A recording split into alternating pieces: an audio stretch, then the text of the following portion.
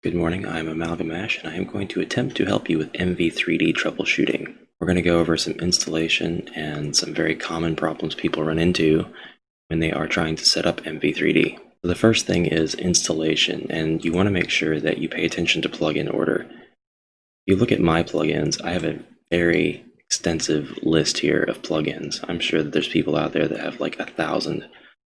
I just use Yanfly's pack. I've got them all installed in the order that they're supposed to be according to Yanfly's own instructions, the recommended plugin order. When you install MV3D, you are installing one of a few different versions. The version that I have is still the version that came with the Babylon plugin. If you happen to have this version, you will want Babylon, then MV3D. If you are using the premium version of MV3D, you will either have a plugin called MV3D-Patreon or MV3D-Premium. These are identical. They are only named differently because of the means to get them. If you go to QTvirus's itch.io page and pay for a perpetual license, you will get the premium version. And if you subscribe to her Patreon, you will get the Patreon version. There is no difference otherwise. They come with the exact same features. Either one of them would go underneath the MV3D plugin. The farther down you have MV3D in your plugin list, the better. You'll see that I have several below that, but all of those are turned off because those are pretty hacky plugins, and I haven't figured out quite how and whether even I want to use them in my project yet. So for all intents and purposes, the MV3D plugins are pretty well at the bottom of my active plugin list. If you are a more recent supporter of QTvirus MV3D plugin, it should just be one plugin. Now the Babylon plugin should be pretty well integrated into it, so it should just be one .js file to have to install in your plugin manager and turn on, and then if you have the premium or the Patreon, that will be your second plugin that you have to load, and make sure that that's below it because the plugin order is extremely important. Next, if the plugin is not working, make sure you take a look at your version of RPG Maker. The plugin has been updated pretty frequently, and it works best with the latest version of RPG Maker. At the time of this video, the latest version of MV is version 1.6.2. So make sure your RPG Maker is updated to the latest version to avoid as many problems as possible with plugin compatibility. Now, if you are wanting to take your existing project and make it 3D, this plugin is not exactly plug and play. This plugin does require a little bit of customization out of the box to get working with your project seamlessly. Most everything that you could possibly want to know is included in the demo file. There are examples for literally everything you could do with the plugin in the demo file. If you are good at extrapolating information, go into the demo file, take a look at all the note tags and all of the corners of the tile sets, actors, anything like that, mainly the tile sets, because that's going to be the bread and butter of how this plugin works. I guess I can actually show you. If you go into the database and you go into tile sets, you have a list of tile sets that you will be able to select from when you are building your maps in RPG Maker MV. You can generally select one tile set per map, but the tile set is comprised of several different images that make up the set of tiles. You can mix and match these to have any combinations of different tile sets you can use for each one of your maps. What MV3D does is change the way that the tile in the map scene is rendered at the tile level. Look very carefully at the note tags.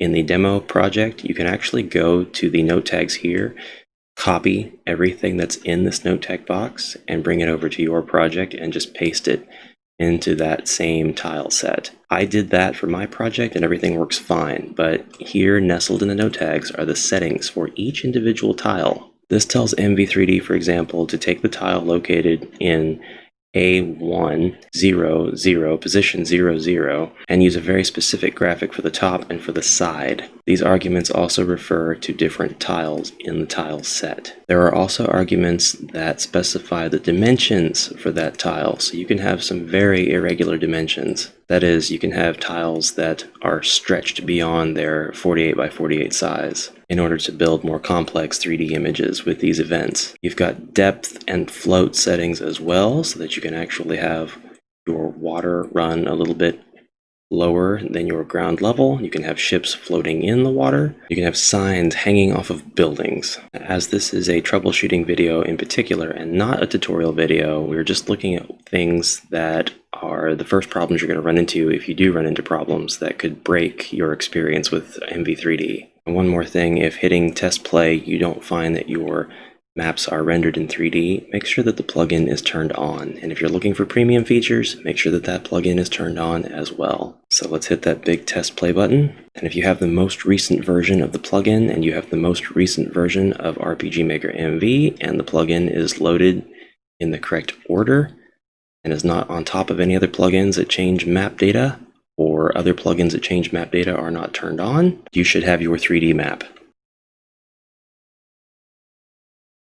Just to give attention to this front and center, these are download and install instructions from QTvirus. First, extract the contents of plugin.zip. This is the file that you will have access to if you have your itch.io download keys for this plugin. Extract the contents of the zip file to your project directory and place the MV3D-premium.js in the plugins folder. Just make sure in the plugin manager the plugins are loaded in that order: MV3D.js and then MV3D Premium.js. You saw the Babylon plugin on mine because I was using a older version in that particular project. You won't have to worry about the Babylon plugin. If you do have the Babylon plugin, I recommend going ahead and updating your version of the MV3D plugin to the newest version. That way you've got a little bit less to worry about. And that is pretty much the only issues that seem to affect 90% of anybody who has problems getting MV3D to work with RPG Maker MV right out of the gate. Couple of other things that I have seen asked are what kind of plugins you might use for pixel movement. You can use a couple different ones. There is QMovement, which allows you to move your character diagonally, and it's pixel-based instead of tile-based. It works great with MV3D. You do have to have QPlus in order to use QMovement. Somebody correct me if I'm wrong on that, but I'm pretty sure that you do have to have QPlus first. That's kind of like the core plugin. And I will put a link in the description to the Q set of plugins if you want to try that out. You can also use Altimit Movement.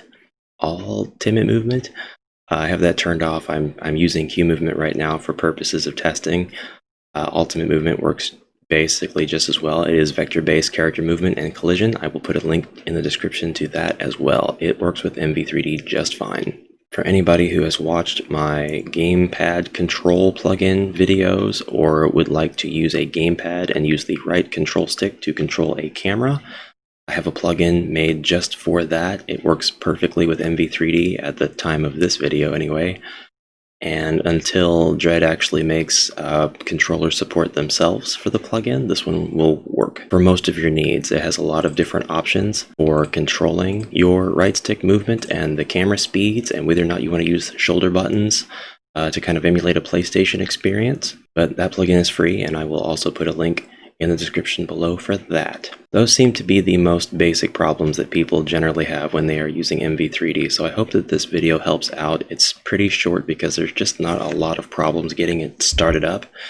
The real problems that some people have that require a little bit more attention and a little bit more study come into play when you really start trying to play with pitching your events and rotating them and getting them to face the way that you want to face so you can build more complex structures. That is going to be a tutorial video in its own right, and I'm going to try to work on that with any help I can get from the MV3D community using their Discord. So if you're a part of that, you're helping me out. Thank you very much. I really appreciate it. If you found this video helpful, please let me know. I would appreciate any feedback, especially if you're having a problem that I did not address that you think is really important. Super hot topic. I welcome any criticism, any feedback of any kind, and I will try to cover it in a future video. So there is one more thing. There is a plugin developer, Coopninjask, Coopninjask. I'm sorry. I hope I can say that correctly. They are making a few plugins that work great with MV3D, and it's very important, though, that you don't get these confused with the actual MV3D plugin. I have seen that happen. And some of these are paid, and the MV3D plugin is paid. So you want to make sure if you're looking for MV3D proper, the base plugin, you make sure that you go, again, to the links in the description below. Some Google searching will get you to the right place as well. If you've already got MV3D, no worries. There are some plugins on this page that are awesome that work with MV3D as well. So for a really good, deep MV3D experience, you can also come here and check out these companion sort of plugins as well. So I think that's it. Full tutorial, or at least as complete of a tutorial as I can muster, up and coming. I hope you enjoyed. Check out other videos in the playlists, and I will see you next time. Goodbye.